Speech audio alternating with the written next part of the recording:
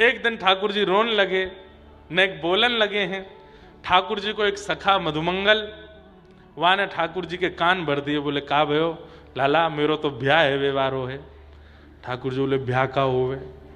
बोले जैसे मैया भोजन पवावे, नवावे, धुवावे, श्रृंगार करे, मैया तो बड़ी बूढ़ी है जाए, वही की जगह एक युवा आ जाए, वो पत्नी के रूप में आ जाए, वही बना के खवावे, फूली फूली रोटी बनावे, ऐसा श्रृंगार करे, संग संग डोले, मेरो तो ब्याह है व्यवहारो।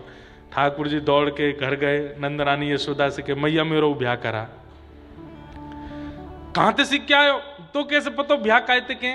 मुझ सब पतो मैया, तू छुपावेगी तो मुझे पतो ना चलेगो। मेरे सखा मधुमंगल ने बताई मैया तू मेरो ब्याह करा दे। अब कैसे करा? मैया पहले तो हंसी, बोले लाला तू ब्याह करेगो? बोला हाँ।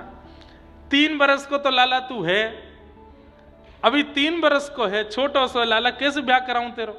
हाँ तो मैया छोटो सो मैं छोटी सी बहू लिया, इतनी बड़ी बहू लिया कि मैं जेब में धर के गैया चरा भी जायो करूं, जब मन करे तब जेब ते निकाल ले करूं।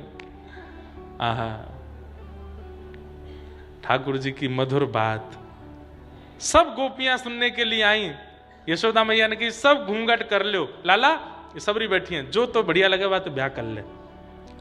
अब एक एक गोपी के सामने ठाकुर जी जामे, घूंघट उठामे, अरे मैया जे तो कारी है, या तो ना करूंगा। तो वो गोपी बोली तू भी तो कारो लाला, तू भी कारो, तेरी बहू भी कारी। ना ना, एक घर में एक अमावस्या ही ठीक है, एक तो पूर्णिमा रहनी चाहिए। मैया पूर्णिमा सी आवेगी, जे अमावस्या 2 नहीं चलेंगी। एक के पास गए, वहां को घूंघट उठाए के बोले मैया जे तो बहुत धाम धुल्ला सी मोटी है। ठा लाला तू भी तो गदमत रासो है, तो मेरे हक को मक्खन खा जाएगी मैया छीन के, याते ना करूंगा ब्याह। सबरी गोपी, एक बड़ी बूढ़ी गोपी दूर बैठी थी, उसके एक भी दांत नहीं।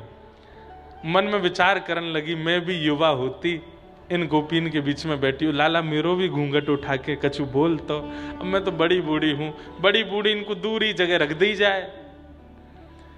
ठाकुर जी वाके मन की बात पहचान गए, तिरछी नजर ते दौड़ते भय गए वही के पास, और वहां को घूंघट उठाए के देखो बिना दांत वाली अम्मा हंसन लगी। ठाकुर जी वही की गोद में बैठे, मैया यही तो ब्याह करूंगा मैं तो, इस सबसे बढ़िया है।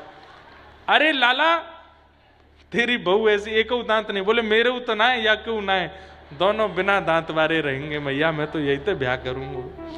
ऐसी ठाकुर जी की मधुर मधुर लीला। इन सब लीलाओं से ठाकुर जी सबके चित्त का हरण कर रहे हैं।